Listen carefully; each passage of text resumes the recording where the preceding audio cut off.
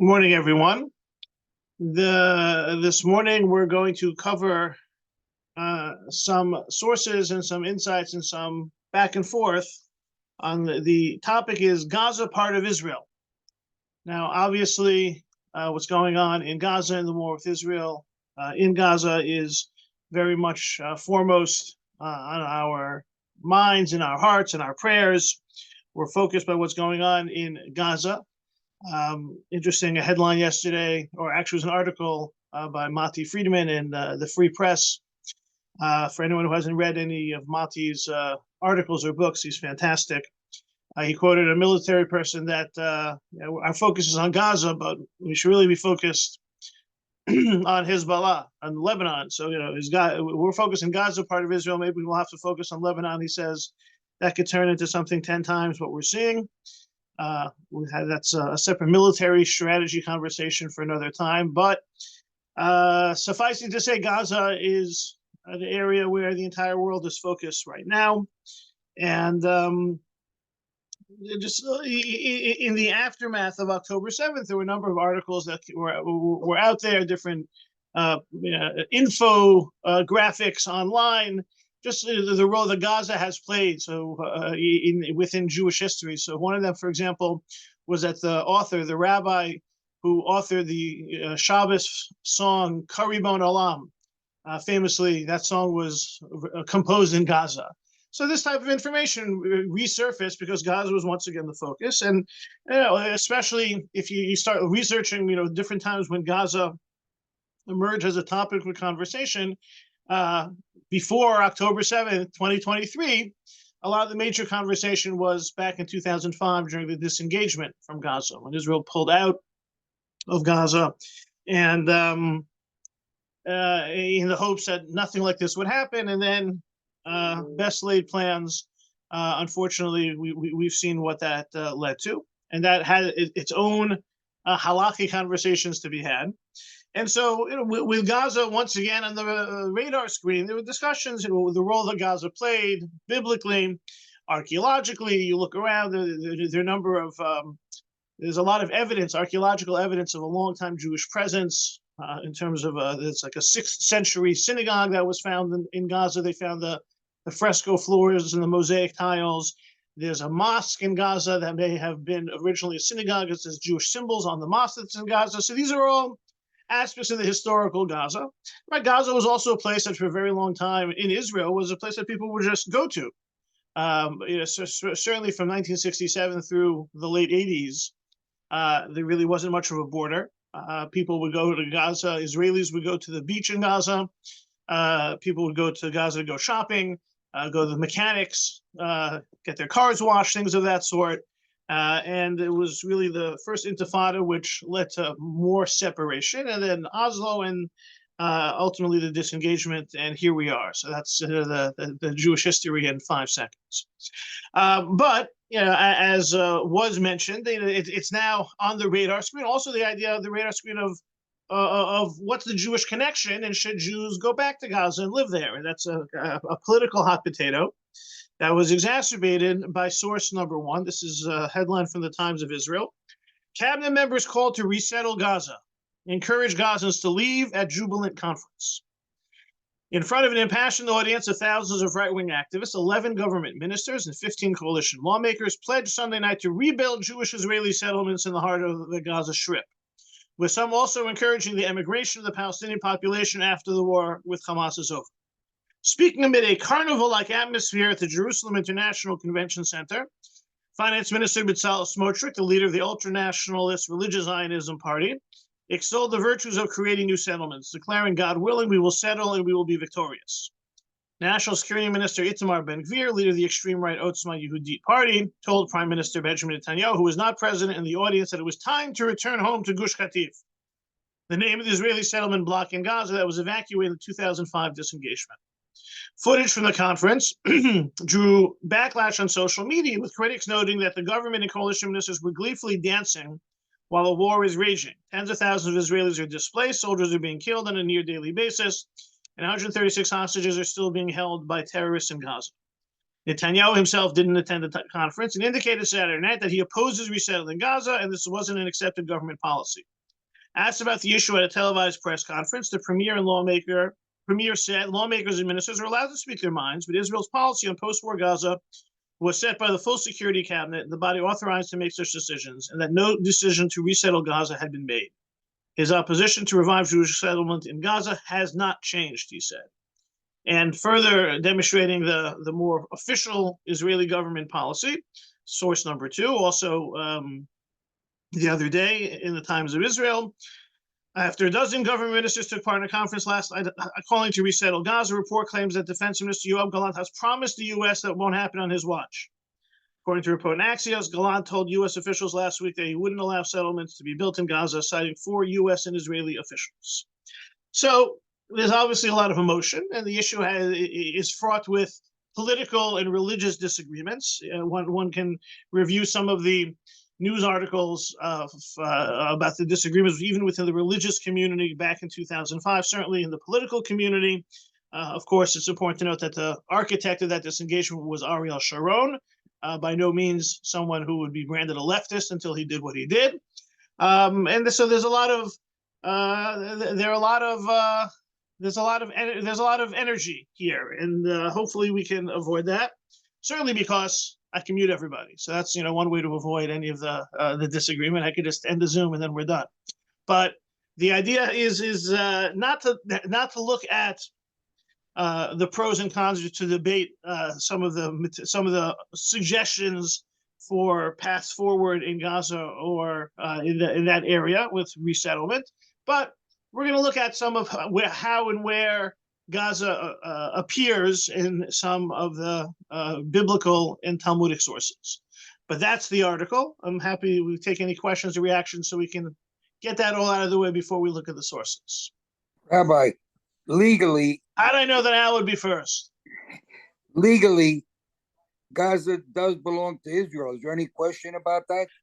So, as with anything relating to areas post 1967, it's disputed territory. Is probably the language that everyone would agree to, right? People talk about occupied territory. People talk about Judea and Samaria, West Bank, Gaza, right? So, I think that everyone would agree it's disputed, right? Those who hold on to the legal definition of occupied and those who agree with that all agree that it's disputed.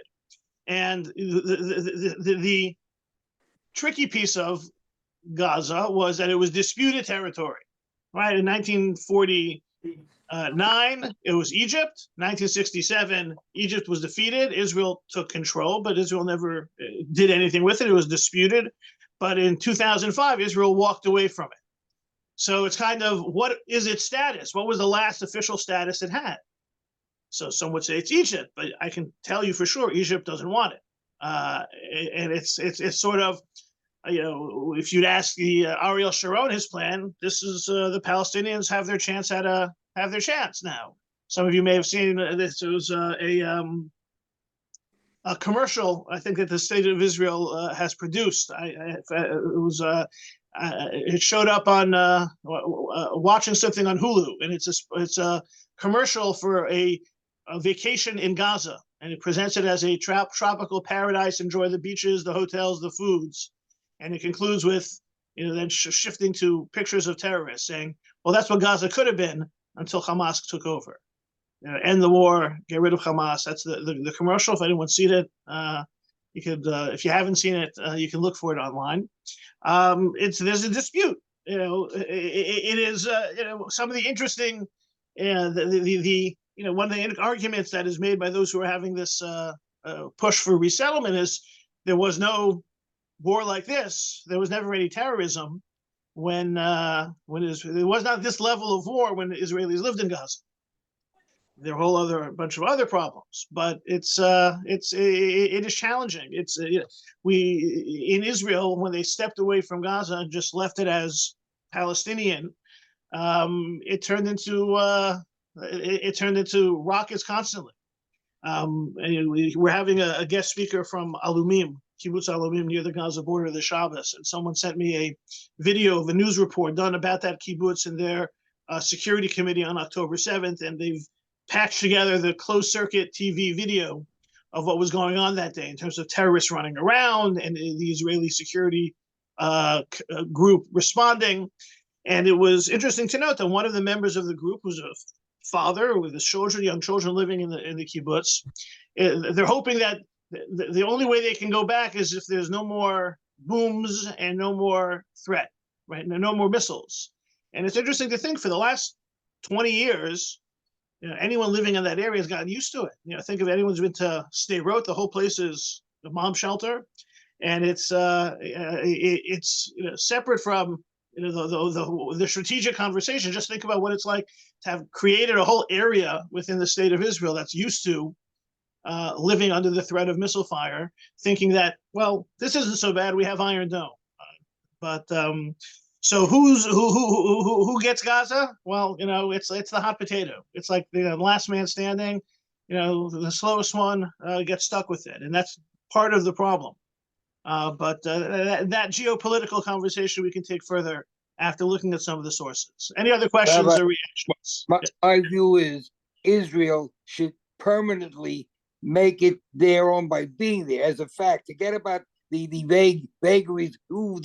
They should politically and militarily keep it under control, because these guys people want to kill us. All right, let them. We can't. Who needs a neighbor like that? All right, I look. I think those people at that convention would appreciate your support.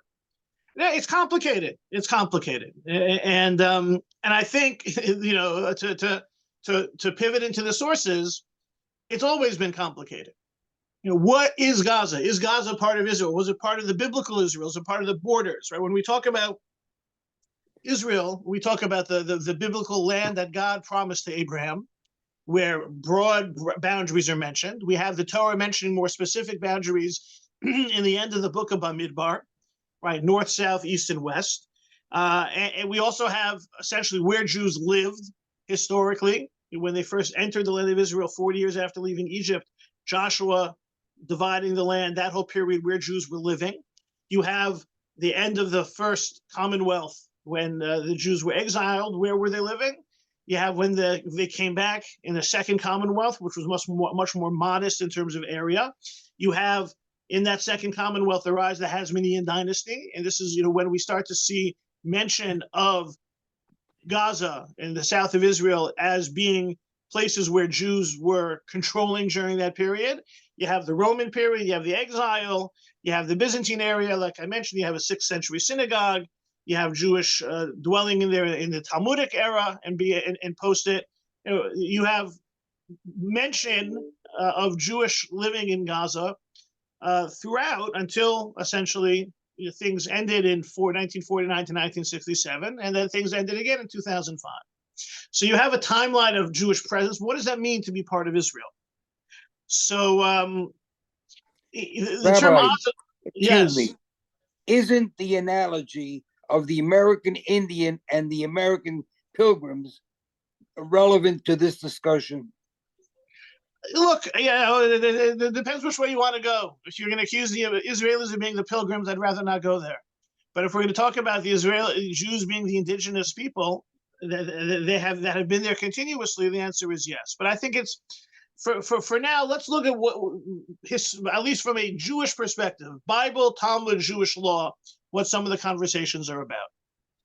And you don't really have mention of Gaza specifically as part of the boundaries until you get into you have it mentioned with regard to some of the foreign nations, but as the Jews enter the land, it was now time for them to take possession. And this is really when you start having the Jews in control of the land.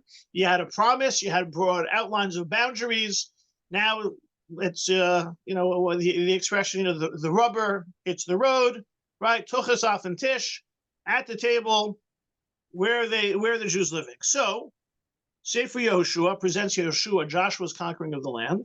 Chapter 11, we encounter at that time, source number 3, Joshua went and wiped out the Anakites from the hill country, from Hebron, Debir, and Anab, from the entire hill country of Judah, from the entire hill country of Israel. Joshua prescribed them in their towns. There was none of the Anakim left in the land of the children of Israel. Only in Gaza, in Gath, and in Ashdod did some remain. So Yeshua is conquering the land and is completely successful of eradicating the enemy, except not fully successful in Gaza, in Gath, in Ashdod. Right at the end of his life, Yehoshua, source number 4, was now old, advanced in years. God said to him, "You have grown old." It's one thing for your spouse to tell you got old, but now God's telling you get old. You have advanced in years. Very much of the land still remains to be taken possession of. So we see that Yehoshua was not fully successful of the land being completely in control of the Jews. This is the territory that remains. All the districts of the Philistines and all those of the Geshurites from the Shihor, which is close to Egypt, to the territory of Ekron on the north, are accounted Canaanite, namely those of the 5 lords of the Philistines, the Gazites, the Ashdodites, the Ashkelonites, the Gittites, and the Ekronites, and those of the Avivim. So we see as Yehoshua is now old, and it seems to be done with what's happening, Gaza is still not fully under Israel, Jewish, Bnei Yisrael control. Yehoshua 15, and this is when towards the end of the book, when it's mentioning the boundaries of Israel, the towns at the far end of the tribe of Judah near the border of Edom and the Negev were Kabzeel, Eder, Yagur. Later on, it has a long list of villages and the different boundaries of the broad territory of Yehuda. It says Ashdod is part of this territory, its dependencies and its villages. Gaza, its dependencies and its villages, all the way to the Wadi of Egypt and the edge of the Mediterranean Sea. So we have the boundaries of Yehuda explicitly including Gaza. They may not have conquered it, but it's listed as part of the boundaries. So Gaza was on the radar screen for becoming territory. Doesn't seem like it was initially conquered, and as we're going to see, it seems to be even as we move into the book of Judges, this ambiguity is only heightened. So in the opening chapter of Judges, source number 6, and so I just wanted to point out that the Hebrew and the English here is going to be relevant, but it says, Vayilkod Yehuda es Aza v'es Gvula v'es Ashkelon v'es Gvula. It says that Judah captured Gaza and its territory, Ashkelon and its territory, Ekron and its territory. And the next pasuk says that God was with Judah, so that they took possession of the hill country, but they were not able to dispossess the inhabitants of the plain, for they had iron chariots. Right? That's in the Hebrew, that they were staying in the mountain. So in these two psukim, it says that Judah conquered Gaza in that area, but also he didn't conquer the whole area, only the hill country. So what's interesting is that the JPS, Jewish Publication Society commentary on this verse, quotes the Septuagint. Septuagint is the Greek translation. I'll talk a little bit about it in a second. Where the Septuagint is this idea that there was a Greek translation that were made by 70 sages. Right? The Talmud has the story that King Ptolemy wanted a translation of the Bible, so he invited 70 sages and he put them in separate rooms and said, "Translate the Torah into Greek, and you better translate accurately, because if anyone translates differently, I'll know that that person is trying to falsify the translation to mislead me." And a miracle took place, and all 70 rabbis translated the same way. And the Talmud relates that they translated the same way. They changed certain things all the same way. That was a miracle.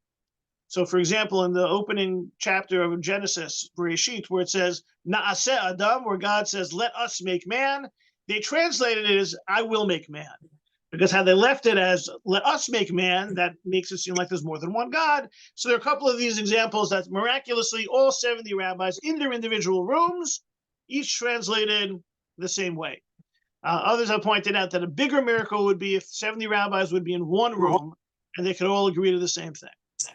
That would be a true miracle of rabbinic unity. But that's the idea of a Targum Shivim, a translation of the 70. It's probably not the Septuagint that has been passed on, generally through the Christian church. But the JPS mentions the Septuagint. How does it translate chapter 1, verse 18? Not that Judah captured, but Judah did not capture Gaza. Why? Because Gaza was in the coastal plain referred to in verse 19. Right? It talks about that Judah conquered the area, but only conquered the mountains. He didn't conquer the plains. Right? We know Gaza's on the beach. So the Septuagint notes that, yes, he conquered Gaza, but only the upper part, the further part. He didn't conquer the coastal plains of Gaza. So it's again, so you could argue this is a Septuagint. We're not poskening a Shiloh here, but we are noting that it's, on the one hand, we've seen that it was difficult for Gaza to be conquered. It's an intended part of the boundary, but Yehoshua had a problem with it. Now it seems that maybe Yehuda conquered it. Oh, well, maybe Yehuda conquered more broadly. It's almost, the Israeli forces are taking operational control. But we're hearing now that the operational control is being challenged again, because as they loosen the grip on northern Gaza, that allows for the enemy, for Hamas, to get back in. So maybe you have something similar there. Yehoshua couldn't conquer it. Yehuda, the tribe of Judah, conquers it more broadly, but maybe doesn't conquer it explicitly. And that's a note that the Septuagint picks up on. Again, the complexity of Gaza. Because we certainly know, but if you move further into the book of Shoftim, further into the book of Judges, they're not in control, because we see Samson. Samson goes down to Gaza. Great, but Samson goes down to Gaza, but ultimately he's going to encounter the Philistines, and ultimately the Philistines seized him, gouged out his eyes. They brought him down to Gaza and shackled him in bronze fetters, and he became a mill slave in the prison. Story of Samson and Samson's downfall and Samson's imprisonment. Ultimately, his final last stand when he is able to kill the people in that area, one last time. It's all taking place in Gaza, but it's not a Gaza that's controlled by Yisrael or Yehuda. And so this idea of the Pelishtim, the Philistines in the south, and that Gaza area, as maintaining a certain type of presence and stopping full control, emerges certainly in Sefer Yoshua, certainly in the story of Shimshon, and then even in when it says that what area of Gaza was controlled, there might be a little asterisk attached if you want to be very hyper literally into that text, the way the Septuagint notes. So we'll just stop there. Any questions, comments, reactions to the biblical Gaza?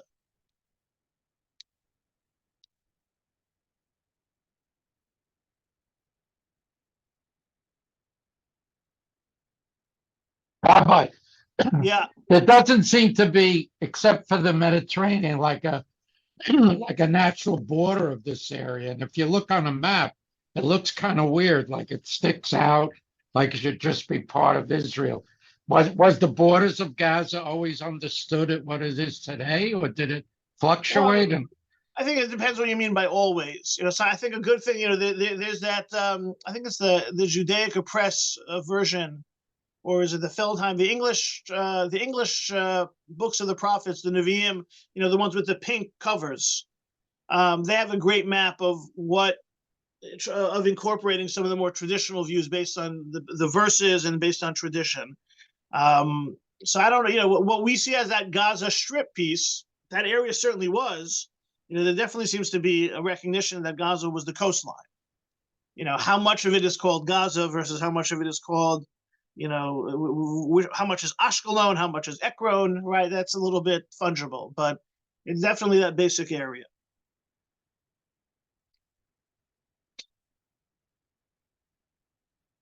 So with regards to the Talmudic understanding of this, there are a couple of Talmudic sources which might give us an indication as to if an area is part of the land of Israel or not.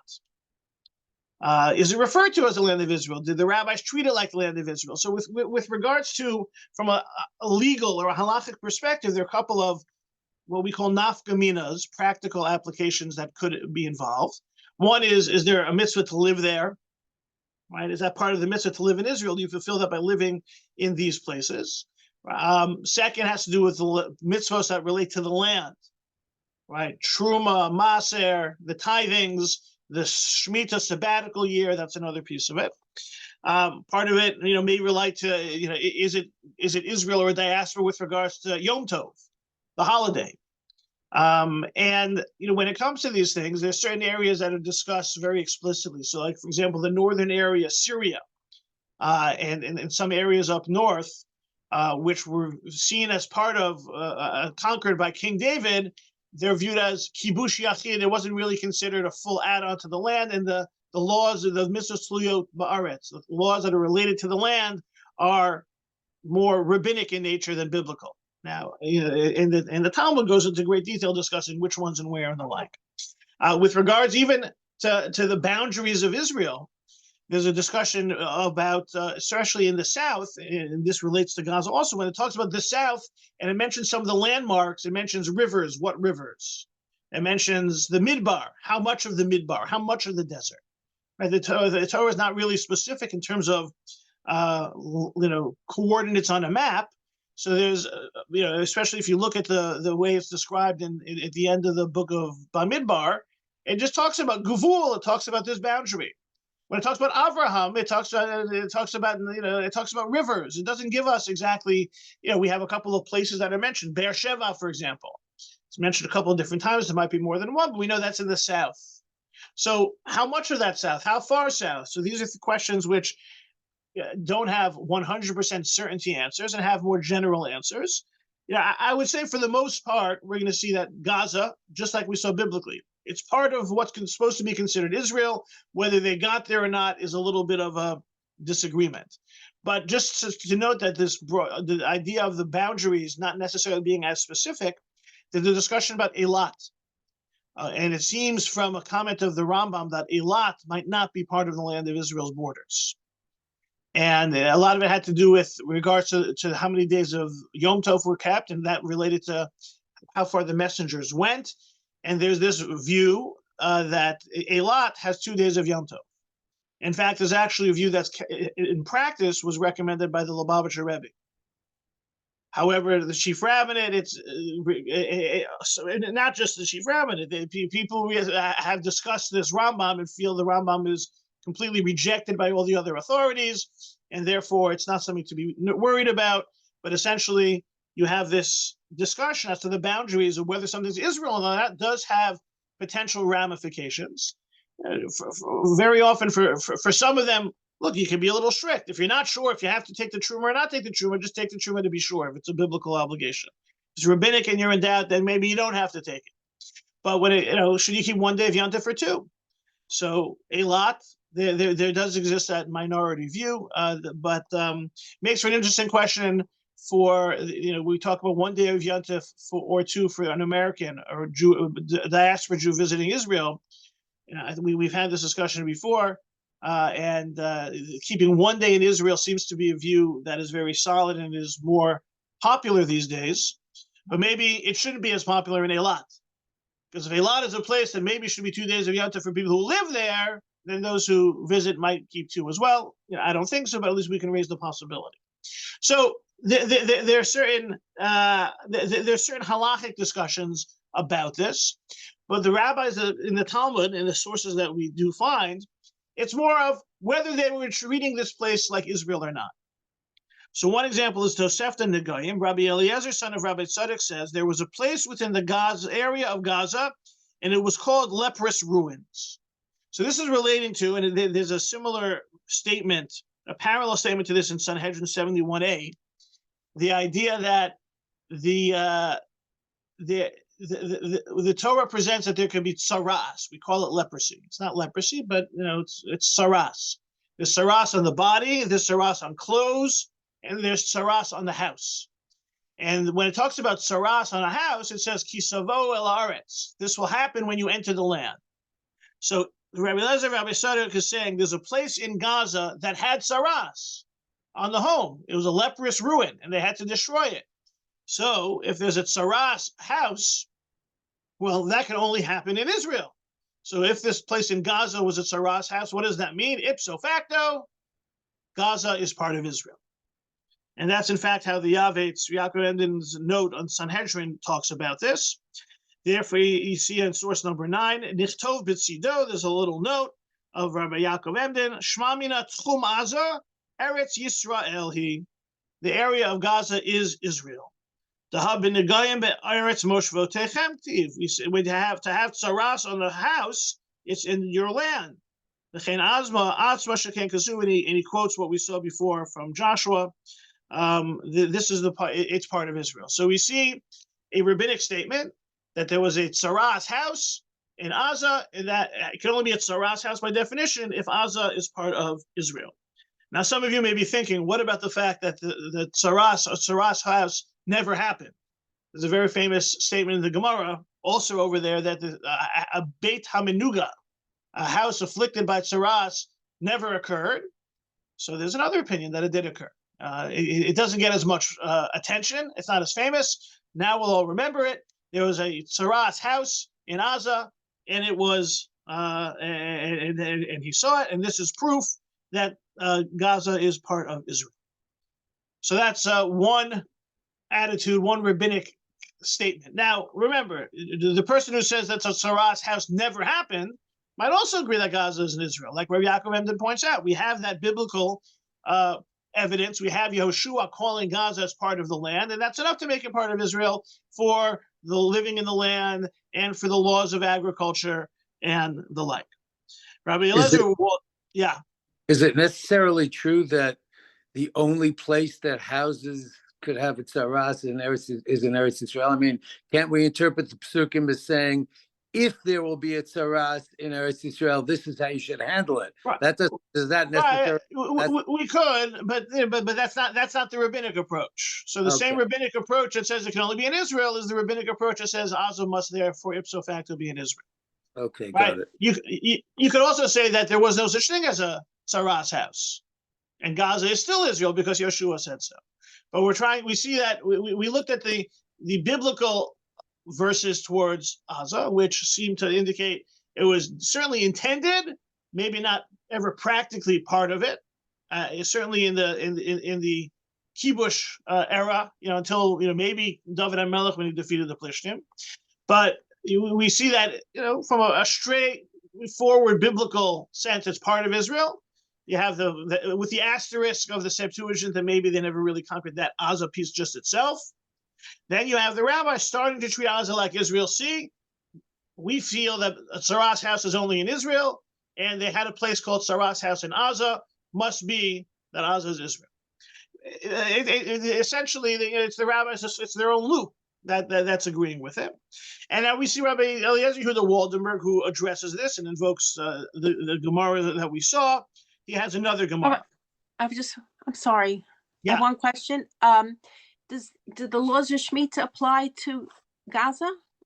So essentially, practically speaking, the answer is yes. Whether that's 100% true or not is a subject of machlokas. Right? I mean, there's often if you'll see, like, just as an example, the first line of Rabbi Waldenberg, I think, puts it in halachic terms.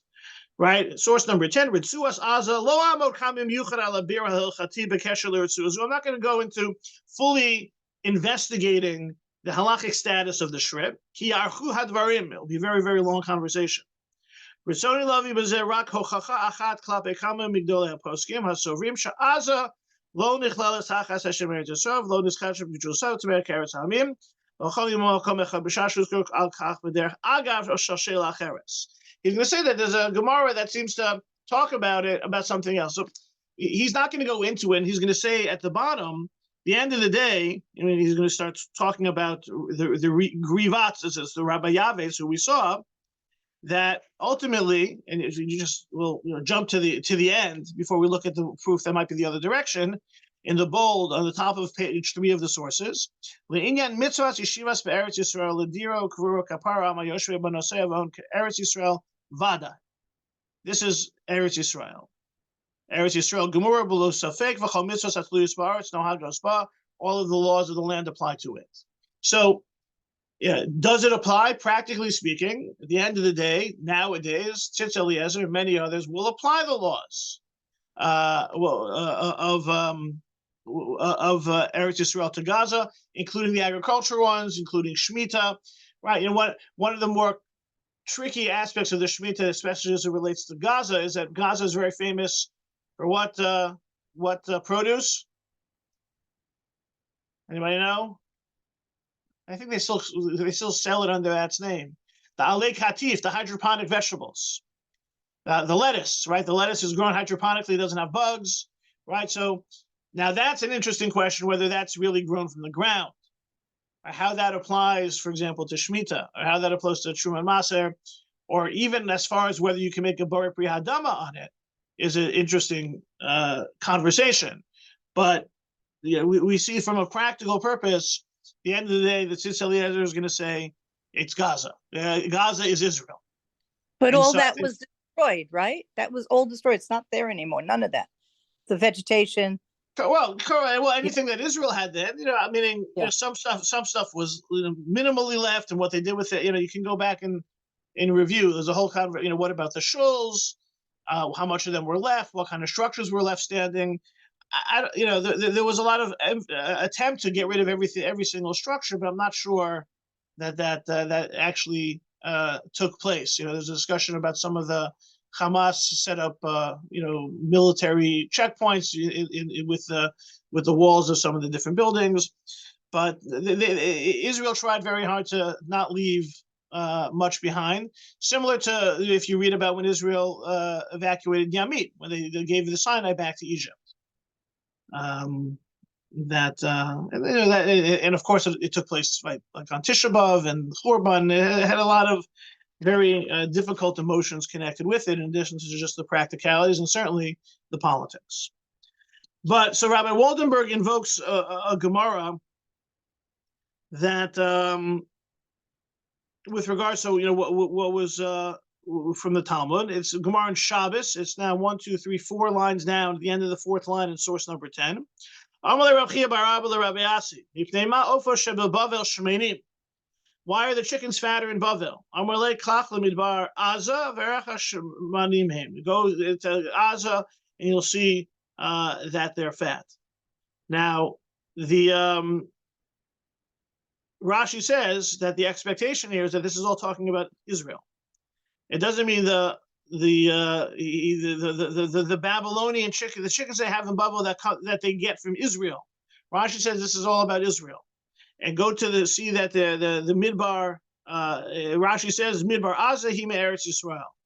The idea that it seems simple, that Bar La Shas B'Pshitus the Midbar Azah B'Chosh Tacho Hagadol Arachav Al Eretz Yisrael Yechashev. It's all considered part of Israel. That and he says the Yahweh also quotes this, and he quotes a similar idea, right? So the last 2 lines on the page. It's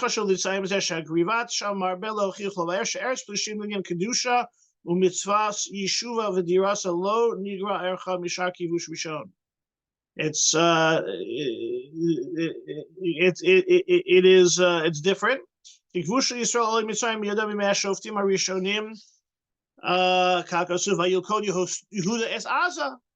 Right? He goes back. He goes back and interprets it literally, right? Not like the Septuagint.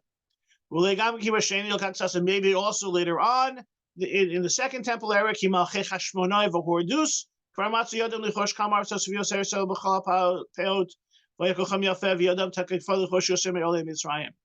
even in the Second Commonwealth, the Hasmoneans and Herod, like we talked about, some of the archaeological evidence that has the Hasmoneans and Herod in the south of Israel. So he basically wants to continue that straight line. You have, as envisioned as part of the boundaries of Israel, it's the Chazal reference Gaza as being part of Israel, and so therefore we should consider it part of Israel from a halachic perspective as well. So that is, and that seems to be the majority view. Now there are those who say the obligation is d'Rabbanan. There's obviously there's other Rishonim. He mentions at the end there's the Maharit who disagrees with this, but that's what they talk about. Oh, Gaza isn't even part of Israel. What does it mean? It's not part of Israel. It was certainly intended to be part of Israel. Where exactly that kedusha take place? And then there's the other question of the fact that, and this is something that both Rabbi Waldenberg and also others who address this from a contemporary perspective, who are writing when there's already a state of Israel and Jews living there, Jews being there also just highlights or adds strength to the argument that it's part of Israel. So, and that gets into the whole discussion about whether or not you can then, move away from Israel, right? And that's the whole land for peace discussion, which is discussed in religious and halachic terms as well. And just wanted to mention two sources with regard to that as invoked with regard to Gaza. I guess in 2005, we mentioned the disengagement. There was a lot of heated discussion in the religious Zionist community about the propriety or not. One camp was, you can never back away from Israel. The other camp was, well, there could be strategic reasons. And so the camp that said you can never back away anywhere from Israel would invoke the views of Rabbi Tzvi Yehuda Kook, source number 11, a small summary of that view presented in one of his writings. The state of Israel is divine. Not only must there be no retreat from a single kilometer of the land of Israel, God forbid, but on the contrary, we shall conquer and liberate more and more. As much in the spiritual as in the physical sense, the glory of Israel does not deceive nor change his mind, right? In our divine world encompassing undertaking, there is no room for retreat, right?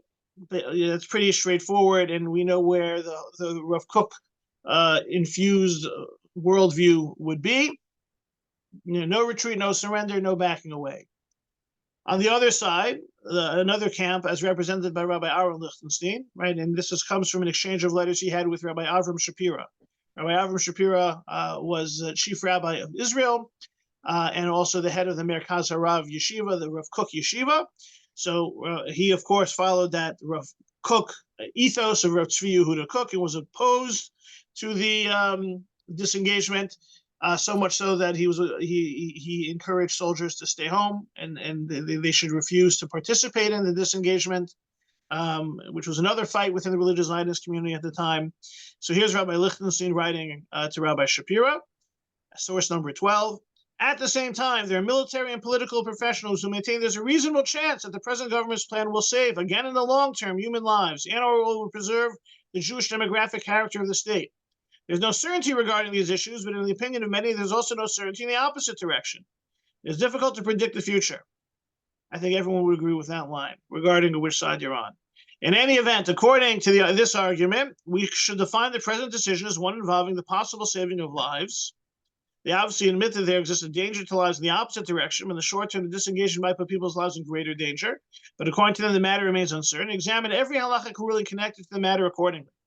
For example, what advice would His Honor give to a disciple of my revered teacher, Rabbi Yosef Dov Soloveitchik, who resolutely asserted there's no prohibition to hand over portions of the land of Israel to the nations of the world when there are considerations of saving lives? And even said that when we come to define these considerations, we must take into account the views of military and political leaders. Right? And so it can be a larger conversation as to the certainty versus the uncertainty and which side you hold on to, do you grasp onto. But you had those forward, never, no retreat, no surrender is the more Rav Tzvi Yehuda Kook view, and in the Rav Shapira view, and that side of it. And then the Rav Lichtenstein, who said there are other considerations, and you can't have necessarily the certainty one way or the other. So when in doubt, you have to defer to the military and political leaders, right? And whatever questions people had about political leaders in 2005, whatever doubts we have about political leaders, it's probably only increased in the last 18 years. But I wanted to just close with a source, Rabbi David Kimchi, the Radak. And this is mentioned in an article that came out after October 7th. There's a lot of discussion about Gaza. And so this comes in Bereshit, where we're talking about Avraham and Avram being from Beersheba and Avram moving around. And so it says, Radak says in that post, so where is Avram moving? He's moving around the areas of the south. And when talking about it, he has a very long comment on a very short pasuk. Where he starts talking about the land of Israel in the south of Israel, what's going on there, what's its status even. The pasuk is 4 words long, Vayal Misham Be'ersheva, right? That Avraham leaves Beersheba. So within the context of that, there's a Rabbi Kimchi notes, the regions in which the Philistines dwelled did not really come under full control of the Israelites until many hundreds of years later. This accounts for the ongoing wars at intervals between the Israelites and the Philistines. These skirmishes were basically border wars, neither side planning to conquer the territory of the other permanently. The problem could be permanently settled only in messianic times, similar to the territory of the three Canaanite tribes, the Kenite, Kenizite, and Kadmoni, which formed part of God's promise to Avram in chapter 15 at the covenant between the pieces, but has never yet been under Jewish sovereignty. Right? If you look at when Hashem promises Avram the land, it's in its broadest form. Right? Nahar Pras, the Euphrates, it seems to be talking about this huge part of the land, which clearly cannot include some of the Canaanite tribes and never does. It will only be Bimos HaMashiach. So what does the Radak say will be the status of Gaza? That will also take place only in the times of Mashiach. So the fact that it is it's almost drawing upon the challenges faced by the biblical sources talking about the conquering of the land. It's never been, and I think certainly if you follow it, 49, 67, 2005, 2023, whether to go, whether to not go. The Radak seems more prescient than ever with the complexity of Gaza continuing through this very day. Hopefully, there's a way to relieve some of that uncertainty. I would imagine the arguments over to resettle or not will continue, but the Radak says it's going to take Mashiach. So it's certainly not going to be easy, even if we could find a solution short of that. So something to consider with the current Gaza scenario, and I imagine the Radak was hoping for the best. So are we. You mean when Mashiach comes? You mean next Tuesday?